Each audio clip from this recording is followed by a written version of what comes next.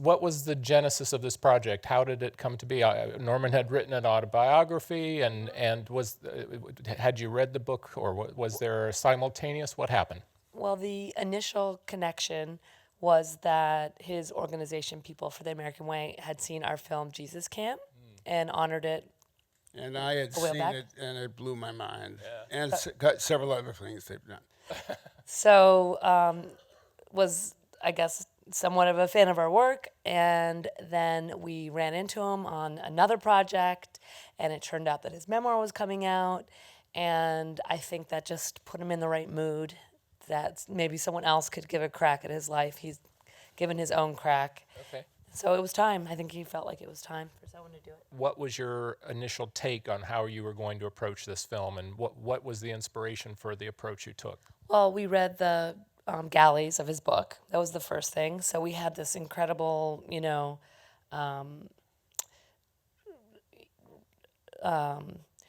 architecture for what would make sense. And for us, it was really reading the galleys and getting on the same page of what our takeaways were. And for us, they both were that this childhood, like all of our childhoods, affects everything we do forever. It doesn't matter who you are. These are the things that inspire your art, that inspire your emotions. And we needed to figure out how to do that in a way that was visual because it's a movie.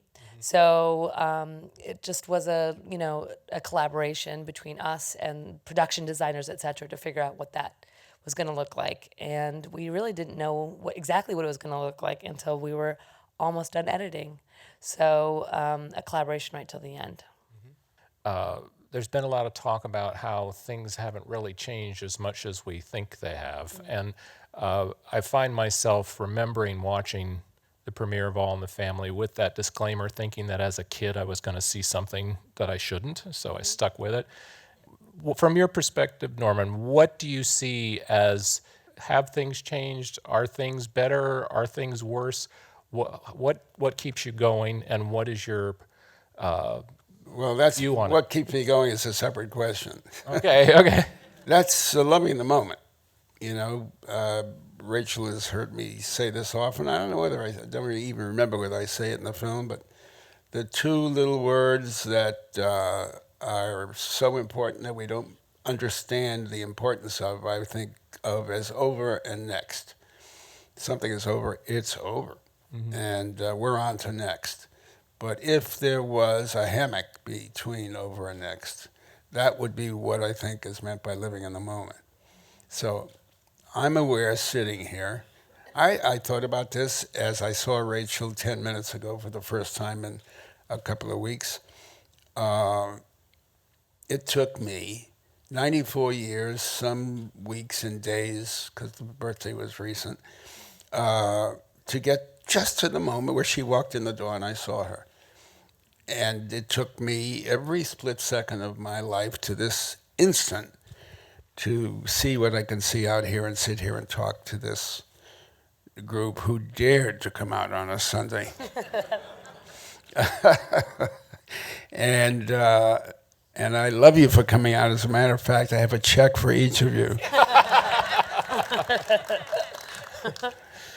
Well, so Rachel, if you're looking at this from your perspective and seeing this subject that I assume you had some reverence for, what did you do to maintain some kind of subjectivity to your approach to your work?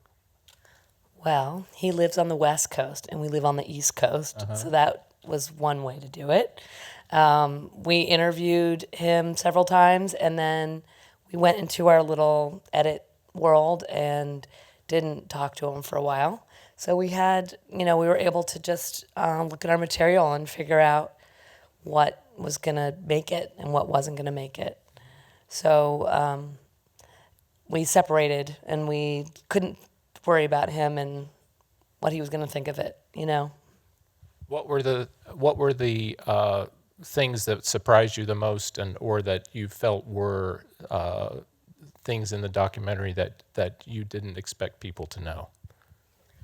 Well, obviously, the grandfather story was something that happened within the first half an hour or something of us doing our first interview. So as soon as that happened, I was like, oh, he's full of surprises, which is a good thing. And for me, it made me totally engaged in the story, even more than I already was. Of course, we were excited about doing this film, but I was like, this is complicated. People are complicated, and just things don't go away. Things are with you. You are who you are forever, and just that idea is so rich and exciting and interesting to me. So that was a surprise, but it opened a door of how we were going to explore this. How are we going to explore not just someone that was 94, but that had this long life, this successful life, and what does that mean? In the end, it means that you're just like everybody else, and that is somewhat comforting, I guess, to me. Well, my bumper sticker has read for some years, just another version of you. And they picked that up, and I think that's the truth. That's who we are, versions of one another.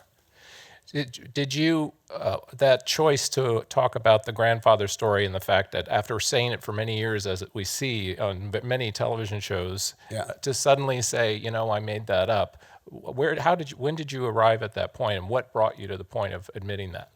Probably the instant I said it. That's what it seemed like. But the path I was on was to explore the reality and talk about the reality and the truth of my existence as I saw it.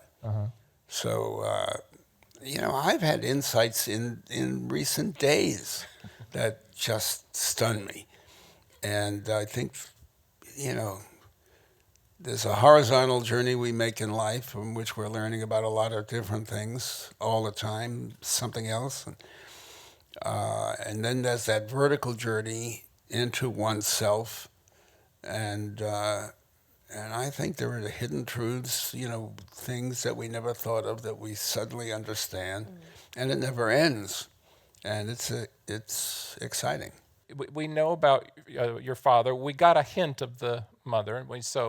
Where did your drive or your self-confidence, or whatever you want to call it, where did that come from? Because we all assume, or we all kind of feel like that's something we inherit. And clearly it isn't. And clearly there are kids who need to know, you may not have gotten that. Where can you get it from? So where do you feel you got it from?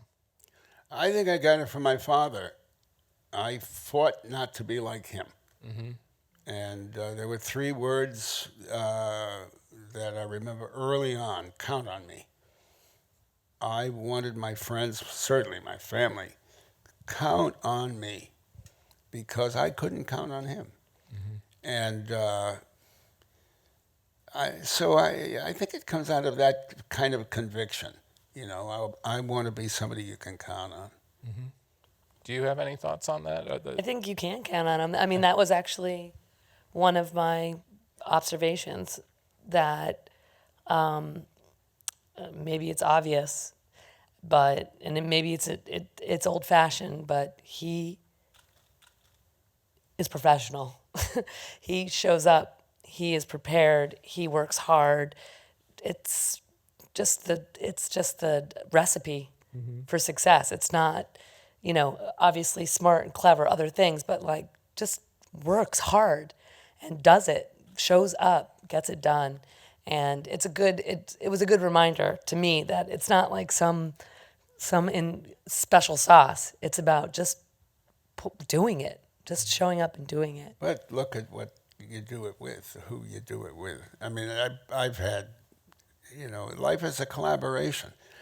Another thing that is, you either are interested as you wake up every morning, in every minute of your life.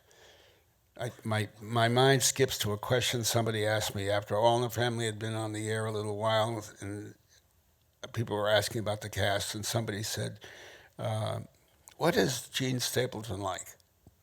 And I said, she's always where she is. And I don't know whether that minute or sometime later it dawned on me, my God, isn't that amazing?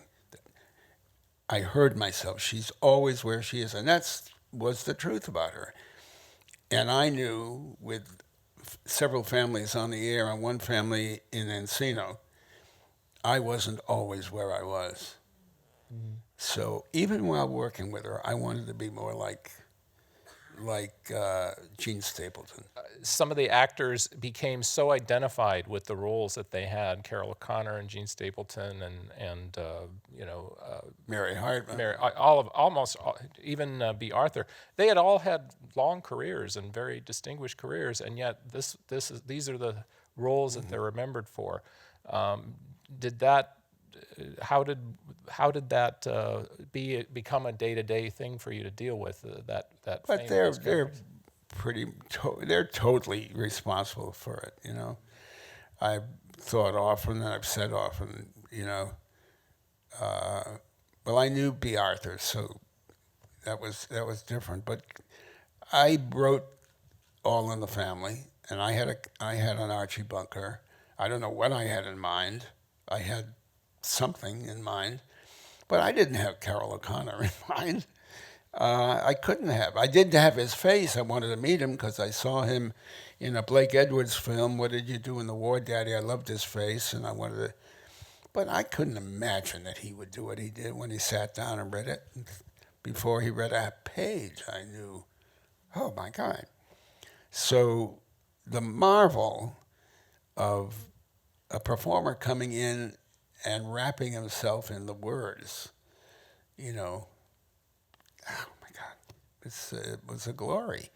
And those are iconic. Several women have come to me, actresses, wishing to do Mary Hartman again.